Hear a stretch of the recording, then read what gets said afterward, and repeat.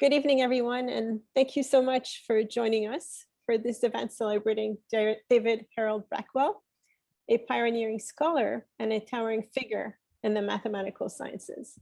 It's really wonderful to see the turnout for this event and also all the familiar faces in the audience. David Blackwell was a professor in the Department of Statistics at UC Berkeley, who made seminal contributions to a range of areas in probability and statistics. His amazing achievements were also in the context of being the first Black full professor at Berkeley, the first African-American inducted into the National Academy of Sciences, and only the seventh African-American to receive a PhD in mathematics. Like many of us, I first came across David Blackwell's name as an undergraduate student when I learned about the famous theorem bearing his name, the Rao-Blackwell theorem. Then I visited Berkeley as a prospective PhD student, and I saw a door in Evans Hall with his name on it. And finally, when I joined the department later that year, I met the person behind the theorem and behind that door. Although I never took a course from David Blackwell, he had already retired by that time. I was fortunate enough to chat with him in the coffee room and also many times in the elevators going up to the Neyman seminar room. And I remember his kindness and warmth towards us, the new students, his enthusiasm, his modesty, and also the playful twinkle in his eyes. So I'm very grateful today to have three panelists joining us to talk about David Blackwell. Peter Bickel, a professor emeritus in the Department of Statistics at Berkeley, and a colleague and friend of David Blackwell's. Richard Lockhart, a professor and chair of the Department of Statistics and Actuarial Science at Simon Fraser University, a PhD student of David Blackwell, and Jelani Nelson, a professor in the Department of Electrical Engineering and Computer Sciences at Berkeley, who is also the co-lead of the David Harold Blackwell Summer Research Institute. Our three panelists will be interviewed by Amanda Glazer and Jake Spertus, who are statistics PhD students and members of the department's Diversity, Equity, and Inclusion Committee. So I guess just to start out, maybe each of you could go through and tell us what your relationship to David was, how you met David, if you did meet him, or if you had a relationship, and then if you didn't, maybe just how you first heard about David, and give us some sense about what you know. We can start with Peter, I guess. Okay, well, I'm the oldest, yes. Yes, I'm on.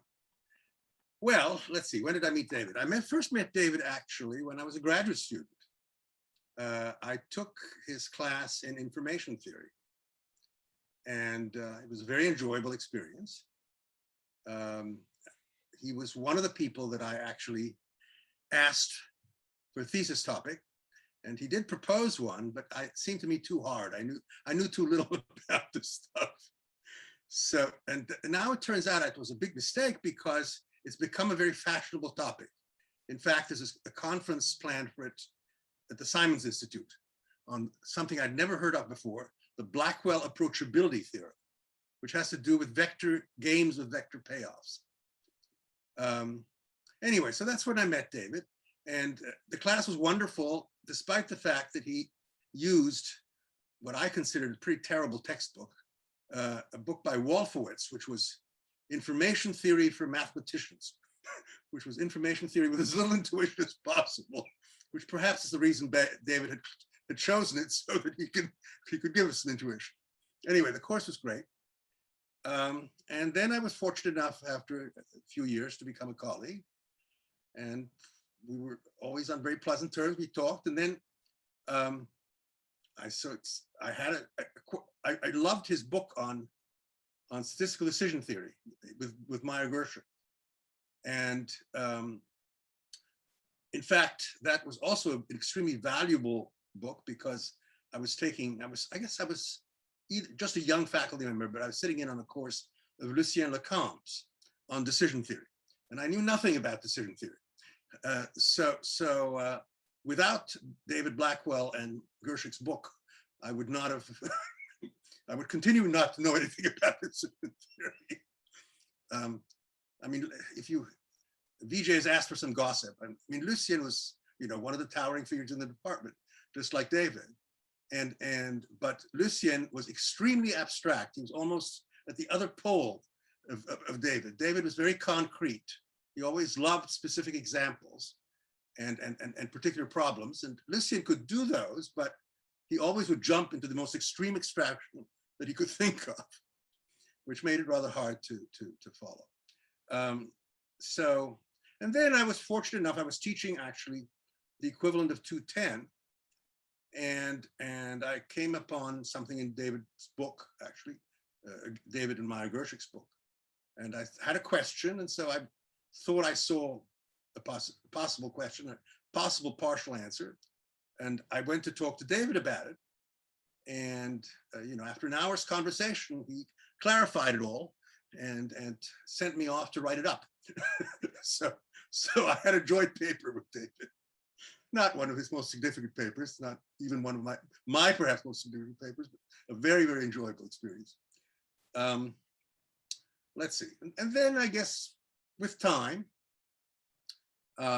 David retired eventually, and we would, Nancy and I would go and visit him sometimes, and I would have lunch with him every now and then. We would, I'm trying to think of other, we would earlier on picnics. Is that? Yeah, no, but we would take him out to dinner. Yes, and we would take him out to dinner too. Or have him to dinner. And have him to dinner. And the other, I mean, I'm sorry that the memories are coming in a not very clear stream. But I also remember department picnics, which were very enjoyable occasions in which, given the I guess the age of most of the faculty of the time, even including David, although he was one of the older ones, there were young children. There were quite a few young children. And so the picnics had lots of kids. So the faculty would come, the students would come, and there would be lots of kids. And David would bring, I think, his youngest, Sarah. Two youngest. What? Two youngest. Two youngest. Well, okay. Nancy's correcting me here. Said he would bring two youngest. So I got to know him socially, and we would occasionally chat mathematics. I hit his work many times in different areas, and that's one of the wonderful things about David. I mean, he made profound contributions in a lot of areas, and so then I guess going over that, the next thing I hit was the Blackwell renewal theorem, which was in probability theory, which was one of the fundamental theorems in that field. So I don't know. I think I've spoken enough. I should pass the torch on to whoever wants to speak next. But so that's how I knew him, as a colleague, as a student, and personally. Thanks, Peter. Maybe Richard can go next. Sure. Okay, so my relationship with David is much less personal and much less deep. I was a PhD student, roughly number 62, I think, of 65. And he retired I graduated in 79 and he retired not long after that. I think he was away at the beginning of my time at Berkeley. For what that means exactly, which year I'm talking about, I don't know, but probably 76, 77.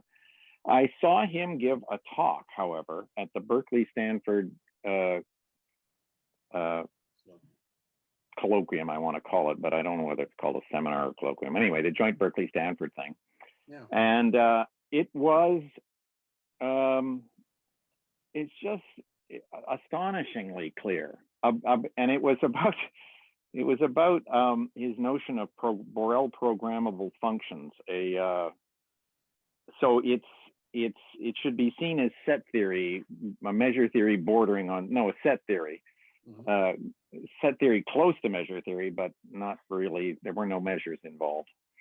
And I was just astonished with how clearly how easy it was when he said it and how hard it was to say to anybody else afterwards, because he was so economical Yes. and organized in the presentation. So that's, I mean, this was 2 years into my PhD and I needed a supervisor. I spent the first 2 years doing coursework. And I asked David and he agreed, and I tried on, he suggested a problem. It was, I think one of the people who came after me actually did something about that, but it was about location parameters in discrete models. And so I made no progress. It's not clear whether I was really trying very hard, but anyway, I talked him into letting me do something with the Corel programmable objects, and I did set theory for my PhD thesis in the stat department. And that was, I mean, that was a choice I made. It was a doubtful choice. So let me just back up and say the way it worked. David had a chair in my memory, and Peter may have better memory of what it was like, but in my memory, David had a chair outside his office. You had a half an hour of meeting a week. And I guess I did that for about a year. He was away the fall before I got my late fall and early, just past Christmas. I graduated in '79 in February or something, and I needed one signature from the logician who was on the committee and didn't like what I was doing. And so I don't know how many meetings that comes to, one a week for the better part of a year, with some missed meetings probably, I'm guessing.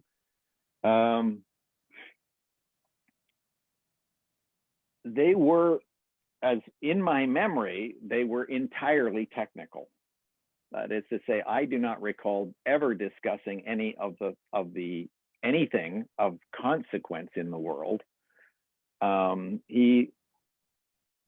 He loves mathematics. He loved mathematics in a big way, I think.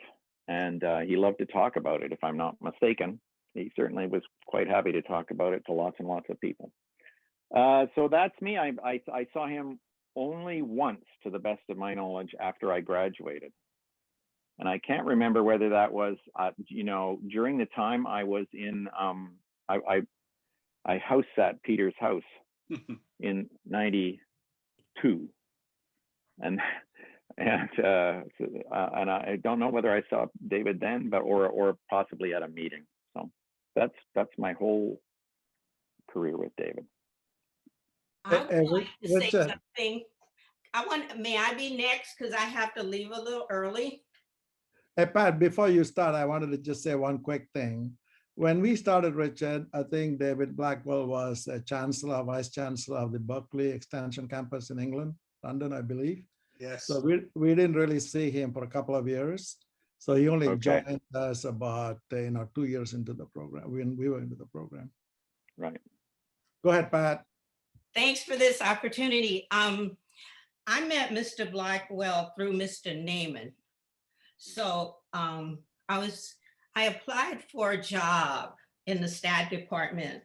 So I had to be interviewed by Naiman and some other people. I'll tell you about that later. But the thing is, Mr. Naiman told me all about Mr. Blackwell and the challenges he had in getting his position at Berkeley and having to talk to, I think it was Professor Evans, the man that the building is named for. So anyway, I think most people know the story, but lucky for Naiman, who I guess brought the study of statistics to Berkeley, according to what I remember, he wanted Mr. Blackwell, so that meant everything.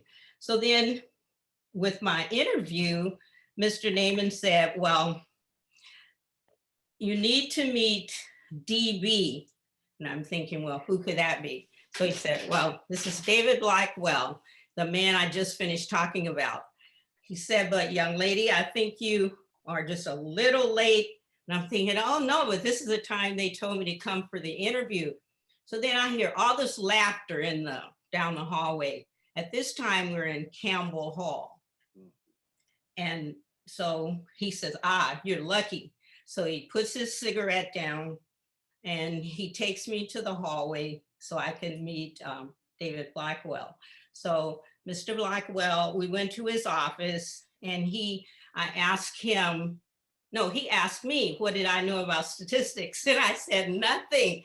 I'm from the backwoods of Arkansas. They never taught us anything about statistics. How did you learn about statistics? So he said his uncle or somebody owned a cigarette store, and he told me very specifically, but this has been a long time ago, so my brain just a little bit. But anyway, they owned some kind of store, and he used to do all the numbers and counting and everything. So he asked me about my family. Of course, my dad, he's a common laborer. He hunts at night. So we didn't really have that much in common, except we're both, at the time, I don't know if we were Negroes or African Americans or Black or what, but we were people of color. So we had that in common. So then he asked me, what did I really want from the stat department? I said, well, I just want a job. And I know how to type really well. He said, well, that shouldn't be a problem. Let's just keep this very simple. He said, I have this simplistic notion about everything. Let's don't complicate anything. And I go, okay. So then we go to Naaman, and Naaman and Blackwell want me to meet other people. So I met this guy. I thought maybe he was a boxer who is becoming a professor. Henry. This was Henry Chaffee. Yes. Then I met the tallest person in the department. So hot. That was Mr. Hodges, Professor Hodges. And then I met Loev. He had a big cigar. Mr. LeCam, the quiet guy. And then I met Boy Wonder. That was David Friedman. And all these distinguished people, but at the time, I had no clue what I was surrounded by. So this is in like 1960, I don't know, it could have been 66 or something like that. But anyway, I got the job. And then I was gonna say thank you to Mr. Naaman. And he said, well, young lady, there's one more thing you need to know. He said, you have to meet Betty. And I said, oh no. He's gonna assign me kind of detail that I don't really want. And he said, she's in charge of coffee and seminar cakes. And I thought, uh-oh, this is gonna be a maid's job after all, not a typist. But Betty is Elizabeth Scott. She's a professor of astronomy and statistics, a very distinguished woman. I don't know why she was in charge of the cakes. And then I met Little Dog, but the list goes on. But the thing about knowing Mr. Blackwell, I've been in his office a million times to get advice. And he always says, Pat, no matter what, it's very simple. Most approaches to any problem is simple. You got to reduce it. And I go, well, but people are harassing me, Mr. Blackwell. And he said, well, no, let's just he said, now what's most important to you? I said, well, my husband and my family. He said, see, we just solved that. And then he laughs, but he never, ever wants it to be a problem. He had 9 children, I think, or 11. Eight. Okay, thanks for that correction. And he's always open, genuine. The best thing that could ever happen as far as I'm concerned to the statistics department. So I want to thank you for this opportunity. I really wanted to come and talk about Mr. Blackwell because he was so important to me. So thank you very much. I enjoy seeing all of you. Most of you I don't know, but I know Ben, Sandrine, Peter, Nancy, Ryan, Ben, as in Hanson, David Lockhart, BJ, Nicholas, Jewel, Deb Nolan, and I know you too, David. I mean, Richard Lockhart. That's it. Yep. Thank you. Thank you so much, you, Pat. Thank to see you, you. Pat. Wonderful, thank you. Okay. Oh, I'm 76 years old now. Time flew. Ha, ha. Does fly. Yeah. It doesn't- Thank you. You don't look like that, Pat. Great to see Not you. at all. So good to see you. Thanks for joining us. That was wonderful. Bye. See you later. Bye. Mhm. Bye. I still have a bill that Pat gave me as I was leaving Berkeley for several cases of champagne or something that she had made up. I forget exactly what the bill is, but I still, it's handwritten bill on the Berkeley kind of, I don't know.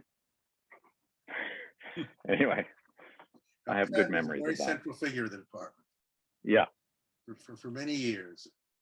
Yeah, she took care of us. She took care of a lot of the students. Yeah. too. She retired about 15 years ago, right? I think she was definitely around when I was a student, and then I'm sort of blanking on when she retired, but yeah, Yeah. wonderful person. I'm really glad she jumped in there. That was really amazing testimony. Jelani, maybe can you pick up where we left off, please? Pat is a tough act to follow. Yes, Yeah. indeed. Sure, and yeah, I guess amongst the panelists, we're going in decreasing order of personal closeness maybe to David. I've actually never met David Blackwell. For those of many of you who don't know me, I'm a professor here in the EECS department. I joined 2 years ago. I have looked at some of his papers, like for example, Peter mentioned these matrix games with vector payoffs. I mean, I've seen that paper, and actually the version with scalar payoffs, I actually teach even in my algorithms course. That's von Neumann's Minimax theorem, which follows by LP duality. But so where do I fit into this, not having met Blackwell, not being a statistician? I was at Harvard for 6 years, and when I decided to move here, there were 2 other professors in the UC system. There's Todd Coleman, who's at UC San Diego, although he's about to move to Stanford. And there's also Wilfred Gangbo, who's at UCLA in the math department. And they were thinking about starting a summer research internship program in the mathematical sciences. And I told you I'm an EECS, but I'm more on the theory side. I do theoretical computer science.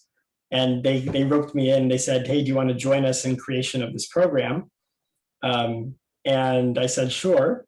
And we were thinking about what to name it, and we thought, we would like to honor David Blackwell, so we named it the David Harold Blackwell Summer Research Institute.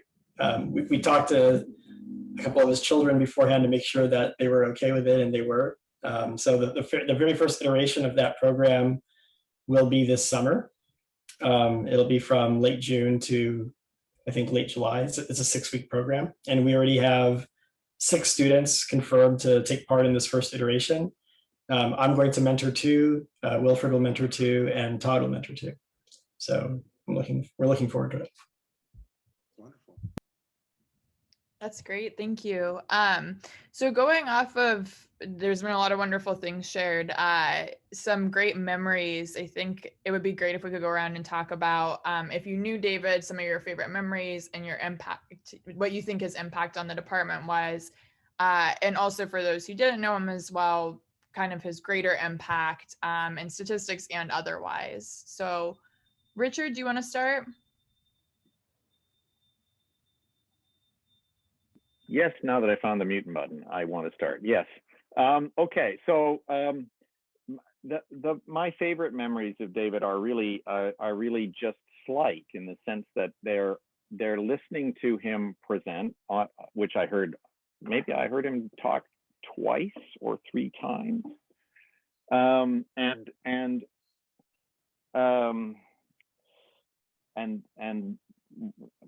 I can only repeat myself. What I loved about it was how easy it was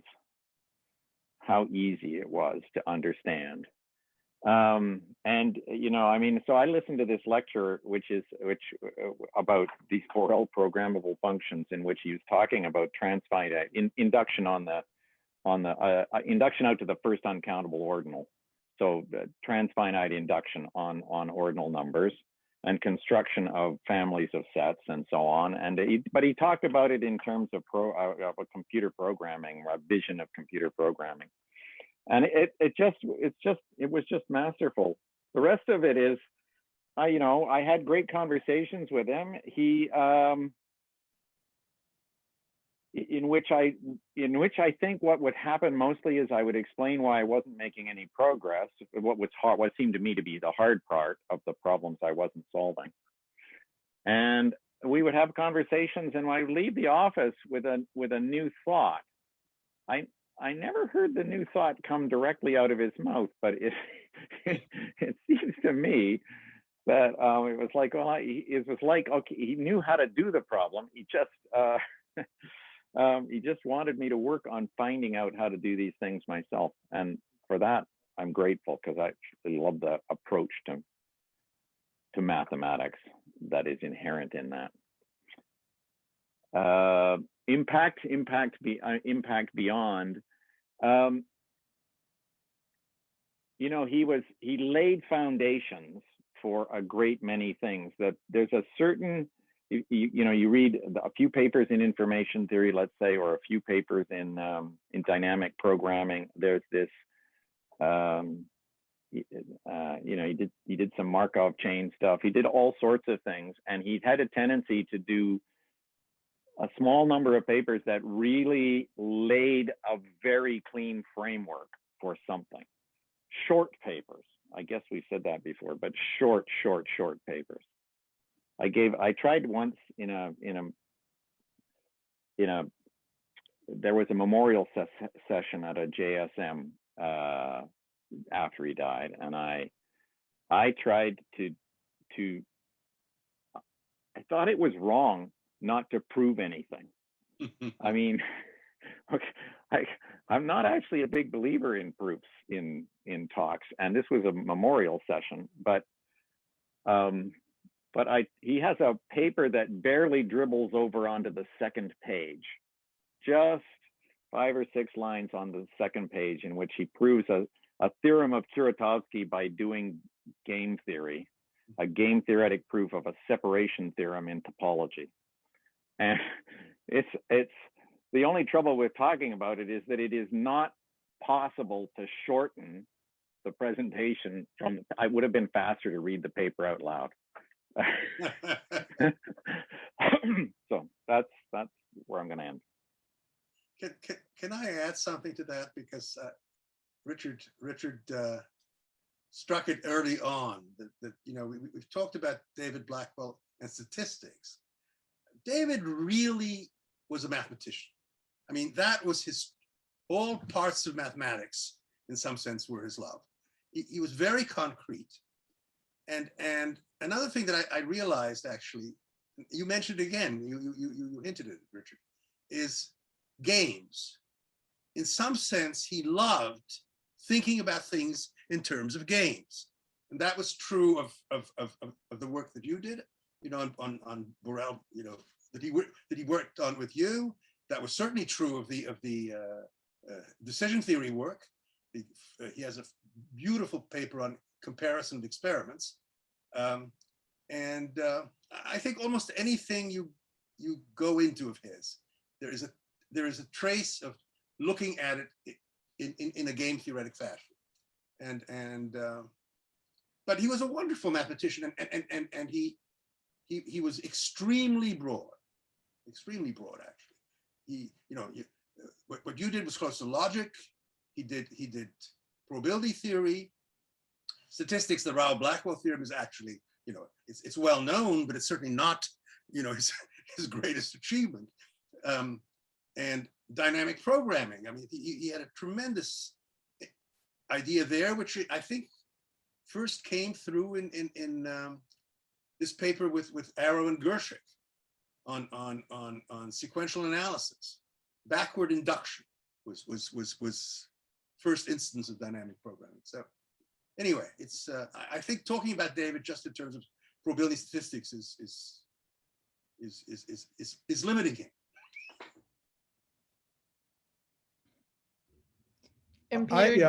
I wanted to just add a couple of tidbits here, right? One is very much secondhand. I remember once I wanted to talk to him and I said, hey, Professor, can I have and he's this giant that we are all awed by, right? Like Professor Neyman and others, right? So I said I wanted to talk to him about my thesis and I wanted to give some feedback. And then he said, okay. And then he told me something. I said, look, I have 15 minutes for you. I don't want you to tell me everything you know about the subject, okay? You need to pick and choose what you want me to know and walk away after 15 minutes. And, it didn't dawn on me until much later, but that is such a huge, big advice because, we all have a tendency to impress people with everything we know about the topic. And I've used that line many, many times with my students and my junior colleagues about how important it is to be incisive and pick what it is that's important about what you've done and try to present it, so we have this thing about the 30-second elevator speech, right? This is just an academic version of that, so I thought that was one of the best advices I've gotten. The other thing is more of a gossip. Peter, you might know this, there was a Polish student he had, when we were PhD students, one of our game was to figure out who had the shortest PhD thesis. And I think there was a guy called Tadek Bednarski who went back to Poland. His PhD thesis was like 16 pages. Yes. In one theorem, and then we were later told secondhand that his important theorem was wrong. And again, this is all second or third hand. And then somebody told Professor Blackwell, and he said, who cares? He's now back in Poland. He doesn't really, it's not really important to what he does. And that's something, another thing that stuck with me. Yeah, if I chime in, I see Richard put the oral history, and that's a great record of David. So I kind of came in as a student 1985, and first David was still teaching. I remember he was teaching this undergrad Bayesian statistics class at 8 a.m. And I think I only made it to one class and just couldn't continue. So I wish I stayed, but I didn't. And later I came back as a young faculty. David became a personal friend and a mentor, but I never really read David's papers very much, to be honest, and just talked to him. And one thing really influenced me, I think around 86 or 87, he was interviewed by Daily Call, and there was one sentence stuck with me. Like he said, research for me is about understanding. It's like, yes, it's not about, I don't know how to do research, but for me, it's about understanding. And that stuck with me and still one of the things I try to do. And I think while I was late 90s, I got him to drive me to a conference together in Santa Cruz. So I had this long, ride, beautiful Highway 1. And I think at the time, I might have gone through my controversial tenure, I don't remember. But I was struggling with feeling a bit down. And I was asking David, I said, David, how do you deal with it, right? You must have gone so much more than whatever the little thing I had to go through. How did you do it? And he said, for me, there are people who try to put you down, but there are also people who try to help you, so it's fair. So it's super calm, there's nothing sentimental, and we're just that's just the life. And I happened to be the chair when he passed away, so we had put this memorial and get to know his family and his kids a bit. And I read that oral history actually after he passed away. And I came away with saying that David is simply a genius. And why did I never heard anybody address him as a genius? Because from that oral history, he learned, this uncle who had a grocery store, I think Pat mentioned, according to the history, he basically picked up reading by going to his uncle's store and just reading the labels and just figured it out. And I was like, why did nobody said he was a genius? And I felt definitely I heard a lot of other famous statistician stories. I think was just as impressive, less impressive, but genius definitely was used. And And in the end, I think the last time I saw him, I went to see him in his senior center, I think in the end. And I went, I think he's, the daughter was there because I got to know her a bit.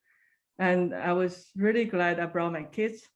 And one of my kids just did a project on, African American scientists and brought the drawing of David with us. And actually, I went back to China that summer. I promised bring Candice back because his daughter said he really liked Candice. But unfortunately, when I got back, David passed away. So, but I remember that he insisted seeing me off at the door of the senior center. He was using worker, I think, but he insisted that he would see me off. And it was very sad. And looking back, he was just really, really unique. Well, somebody actually, Nancy has just said something that I saw Deb also referred to, which is there's an aspect of David which has not yet been mentioned, which is that he gave great parties. I mean, but in general, the department was much more of well, it was a smaller group. It was a closer group. And there were parties. And one of the features of David's parties were extremely strong drinks. He loved to give martinis. Now, I happened not to like martinis. So he said, okay. So he made me a Black Russian, which is, milk and brandy Alexander. It's the same sort of thing. And before I knew it, I was not myself. I would have liked a few pictures of that. No, he was. I actually, since we're talking about him also as a person, I mean, I agree with Ben, by the way. He was a genius. It's not many people can that be said of. And it's he followed the standard pattern in some sense of at least mathematical geniuses. He showed his talents at a very early age. He moved extremely quickly, right? But anyway, what I wanted to say was about him as a person. There's one thing that stuck with me very much, and I hope with others of you. Although he had, as you've seen in the various films, he had terrible experiences, as you might expect, as an African American at the time. But David was somebody who, there are people for whom the glass is half full, and people for whom the glass is half empty. And right. David was always a person for whom the glass was half full. He was always enormously positive and joyful. Yeah. He also had some other advice I thought was really genius, that he said when he came back from a sabbatical and with all the piled up mails, he would just throw them all away. He said if they really need to contact me, he will contact me. Otherwise, he just threw everything away. I thought that was very brave and genius. No, that was even a tradition with him. When he went on sabbatical, he would have all the mail addressed to him at the office. He would come back and then basically put it in the garbage can. Oh my God. Oh, well. I remember he's in the elevator before the Christmas party, right? With this big bowl of eggnog or something, right? Going up. And it's one of the strong problems. I tried, maybe Peter was brave. I don't think I tried very much. That he will always come with a big bowl of some cocktail or something. Does anybody know his background? He got his PhD with Doob, right? At Illinois. Yes, Illinois, yes, right? That's right. And then he went to Harvard, I bet. It was first university appointment. Well, no, I think he went to the Institute of Advanced Study.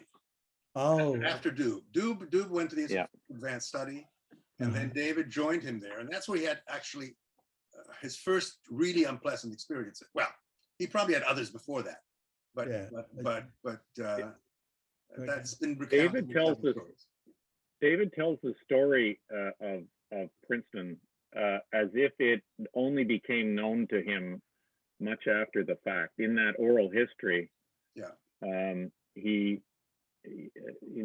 the situation is that it was the story David tell as it's recorded there. When you went to the IAS, which is sort of affiliated with Princeton, you got a courtesy appointment as a faculty member at Princeton. Yeah. And Princeton, they'd never had a black faculty member at Princeton, so the Princeton president said no, and then there was a big kerfuffle with the director of the institute. But David says it happened behind it. He learned about it some time later. The oral history is very interesting on the subject of the effect of race on him personally. You were talking about how positive the positive. It's a very positive story from his perspective of how race has affected him. Because he can think up examples but he just minimizes them in the telling, and yet they're really quite serious examples. I mean, when he didn't get hired at Berkeley in the 40s, right? In 41, when Naiman tried to hire him, and I was turned away. Yeah, that's very sad. It did That tell may me. have been actually a reason for the founding of the statistics department to some extent. That then Naiman could do what he wanted. I Yeah. see. and he hired him right away. Right. And then he was chair at Berkeley, right? Only 3 Yes, years that's after right. being hired at Berkeley, he was chair. Yeah. David told me that when he was IMS president, I mean, IMS usually give a whole suite to the president, right? And then he brought his kids, but he decided they end up camping instead of staying in that suite because he didn't want his kids to be stopped.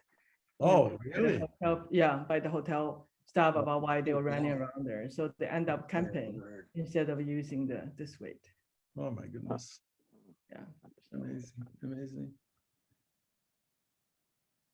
Well, since Naiman's been mentioned, I guess this is all bringing back anecdotes to me. And since I guess I knew him longer, and people are interested in anecdotes, I think I should tell this.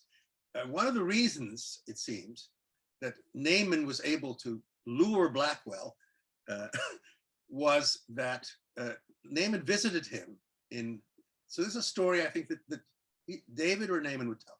He arrived Naiman went to visit him in Washington, and when he was at Howard, and they talked. And then at some point Naiman said, well, let's go to a movie. Yeah. And Blackwell said, well, that sounds like an interesting idea, but I'm afraid we can't go to a movie together. So this was a time when, in fact, there was still, Washington was a southern city, really. And there were, you had segregation. And so Naiman said, well, of course we go to your movie. Really? And off they went. Oh, wow, interesting. Right. So in the spirit of asking questions, sorry, Jake and Amanda, I've taken over here. Tell us about predictably. David was sort of only the pseudo-Bayesian on campus, right? And how was the climate, so to speak? I mean, I know, Peter, you say he's a mathematician. He wasn't really a religious person, and I believe that. But what was the environment given? I know Lucian was, his ears got red anytime somebody mentioned Bayesian. Yes, that's right. So what was those interactions, if any, around that time? I actually think, David made no bones about it. He was a Bayesian whenever he was asked, what were his views. But I don't actually think that it was a deeply held philosophical position. Or if it was only in the sense that he believed in personal probability, right? But not in anything like imposing, Bayesian thinking on others, right? And I saw that question about David's philosophy. I don't think actually David was, in that sense, a philosophical person. very much. But maybe, you know, I didn't speak to him enough about that. I mean, there were certainly people at Berkeley who felt that Berkeley was anti-Bayesian strongly. Bill Jewell was one in the OR department, right? Right. But David was never of that party. I mean, you know, it was not, I think, all that important to him. I mean, that's the way he thought. I mean, he thought in terms of personal probability. Well, that's fine, but that was my sense, at least. Yeah, I asked him once. He's told me that in life we're all Bayesians, and which I very much agree with. Yeah. So I don't think he's like statistician Bayesian. He's a philosopher Bayesian. And I see Ben Henson has Yes. raised his hand. So Ben, and it's nice to see you. Hey, thank you, Sydney. No, I was thinking of sharing something. I only knew Blackwell a bit. After he was retired, I was a PhD student, actually in the logic group. I sort of got interested in stats, and he was a part of that story. He helped to encourage me to come down and learn more about stats. I had grown up in the area. He was a legend to me well before I was in college, much less graduate school. But he was a lovely person. He was very kind to me, in spite of the fact that, you know, really in retrospect, I was, you know, wasting the great man's time with my sort of silly youthful concerns. One of which was that I couldn't see the point of personal probability. And I thought, well, you know, this has some uses, but how does this make contact with the real world? I must have said something like that, but what he said in return is an interesting contrast with his broader reputation. What I recall was in the mid-90s, he said, well, you know, I like this idea, it has some use, but the fact of the matter is that Bayesian methods are going to take over great swaths of tech in the world. And he basically predicted what would happen in the greater realm of data science over the next 25 years. In the course of a short conversation. So, I mean, he was a theoretician, but he was a very smart guy as well. Of course he was.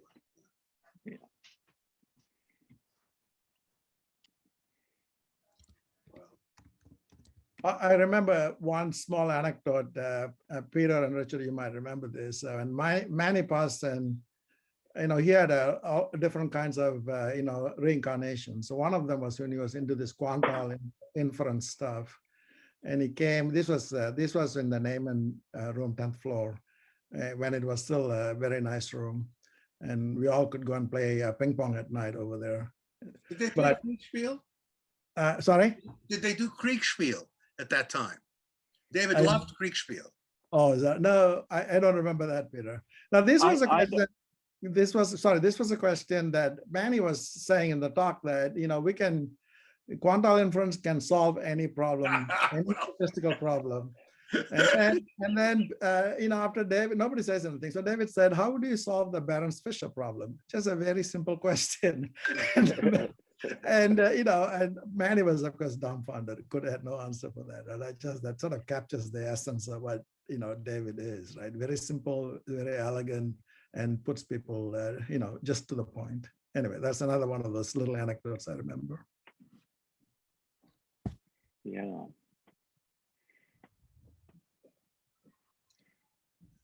This Kriegspiel thing, I don't think that by the time I was there that he was still doing that, but it plays a big role in his you know, in the stories that he tells. Abe Gershik was a bit disappointed with with the fact that he used to waste time at lunch playing Kriegspiel instead of doing mathematics. Hey, what is this, Richard? Can you tell us a little bit more? I don't remember. Well, all right. So what Kriegspiel is? Krieg is war in German, right? So Kriegspiel is simply chess, but where you are simply you don't see the whole chessboard. Each of the individuals is told where the opponent moves. Or rather, sorry, he's told if the opponent moves to a position in which he takes a piece, or he's told if he cannot make a move because there is a piece there already, right? But there's a partition, so you don't actually see your opponent's moves, your opponent's position in some sense. I see. For some reason, it was a big, David was a big proponent, and there were lots of students also playing it. I was not one of them, so I can't report anymore. Mhm.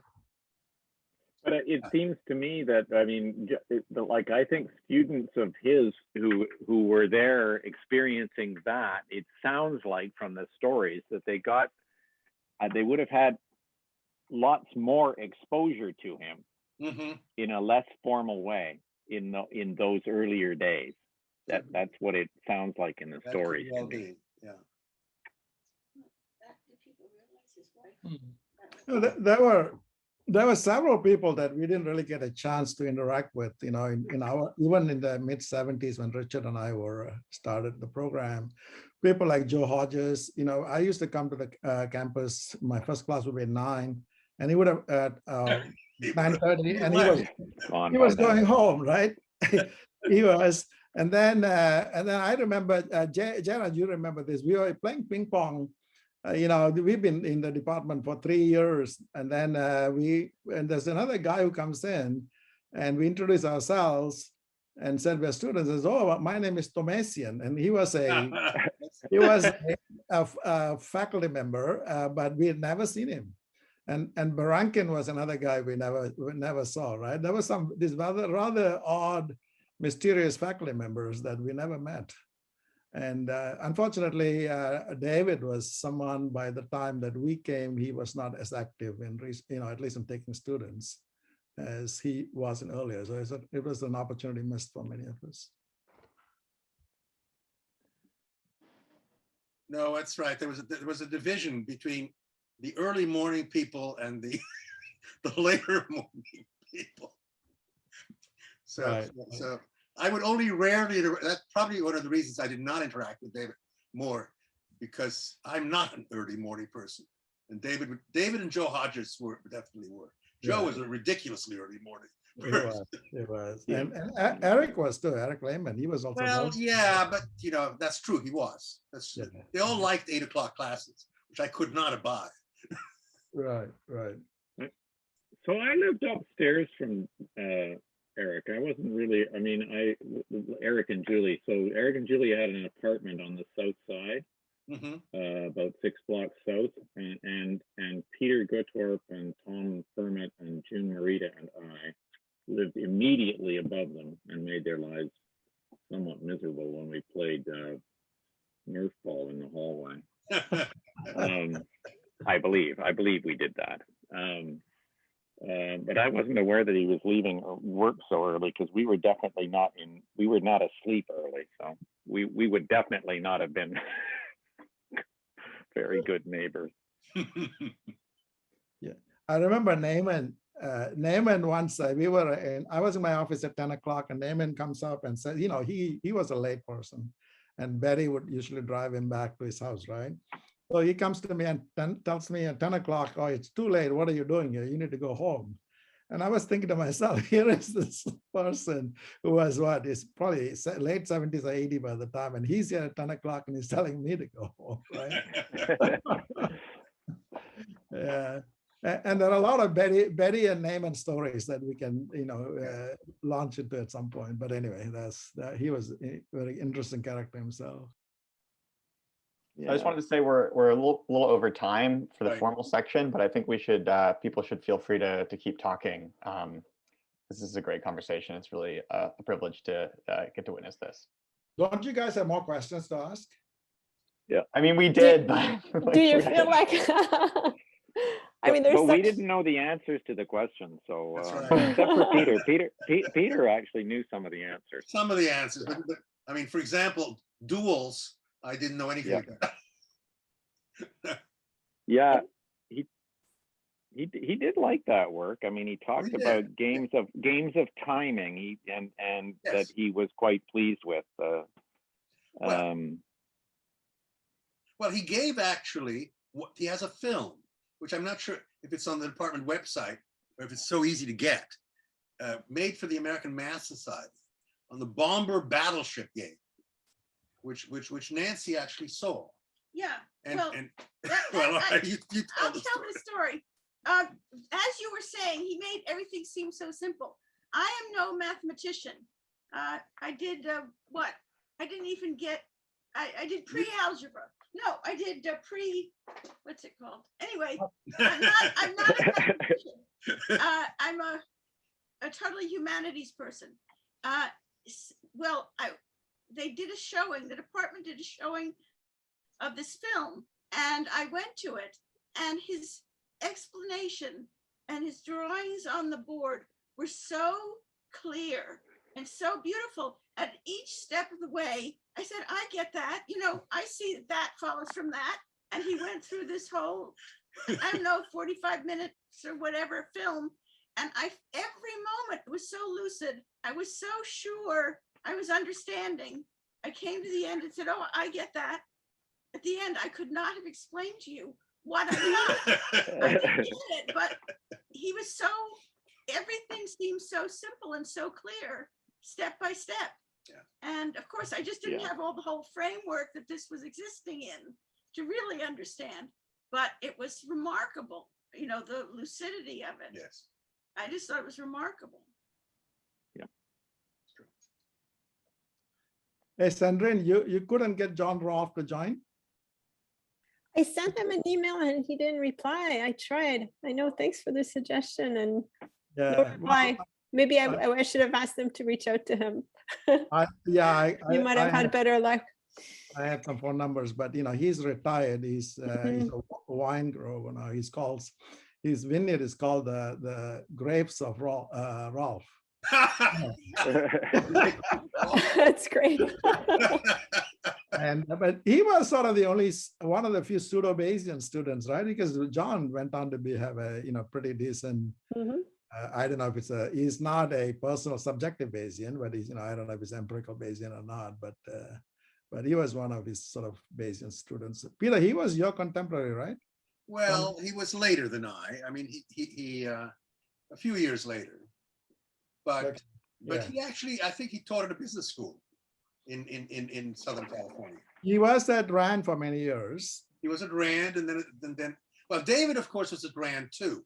He was. Oh, I didn't know that. Okay, yeah. Well, that's actually where this comparison of experiments work came from initially, I think. Right. Because it was based on a paper of Bohnenblust and Shapley, and David sort of clarified the thing, made it comprehensible to the rest of the world, so to speak. Oh, it's the same Shapley in game theory who is a yes. Yeah, his idea, Peter, is very big in machine learning now for machine learning interpretability. You know that? Shapley. Oh yeah. Yes, is a big deal in machine learning now. Well, I was, as I said, I was amazed. It just happened by chance. I was looking at the next Simons programs. Yeah. For the next 2 or 3, Jelani would know about this. Then I would think for the next 3 year, I guess, for next year, I guess. And one of them is a whole program on approachability, and it's based on the Blackwell approachability theorem. Wow. And that he's the foundation. It's again a branch of machine learning. Oh, really? Wow. Yeah. I need to understand that. Yeah. Yeah. Well, I mean, look, dynamic programming is reinforcement learning, right? well, that's exactly right. Markov decision process. Yeah. So may I ask if you are talking about Shapley from UCLA? Yes. Yes. Okay. So yes, when I came to the department 5 years ago, I went to a conference. I work on a Minfield game. So I went to a conference and someone told me, you are in the same department with Shapley. Do you know that? Of course, I knew his name, but I did not realize he was at UCLA. And I said, okay, I am going to send him an email to introduce myself. But if he does not respond, I'll be really angry. So I start searching the email, and then I realized that he passed away. Right. That paper was in 1953 or something like that, a long time ago. Which paper? You mean the comparison of experiments paper? No, the Shapley game theory paper where he defined the comparison, essentially the game theory, how I forget the details. I only know the application of machine learning, which is it's really used to attribute the importance to a particular feature, right? Because if you have a very complex machine learning algorithm, you don't know which features are important. And there are a number of techniques. One of them is the variable importance technique, but Shapley's technique, which is really looking at all possible subpartitions of the data and computing the importance of that variable, and then attributing it to that. And it's a computational beast, but the theoretical concept is really beautiful. No, that's Well, I really think cool. David. Yeah. I think David tells a story of Shapley in connection with a pooling expert opinions piece of work, and I don't know what group it is. I can't remember the details of the story properly, but the idea is they actually posed questions to a bunch of mathematicians as experts, and they developed a system for combining them, which achieved a sort of an 81% accuracy for getting the question right. These are questions they actually knew the answer to, but thought that their audience wouldn't know. But it turned out, though, that that's in large part that they could do just as well by just asking Shapley, because he was 80% right.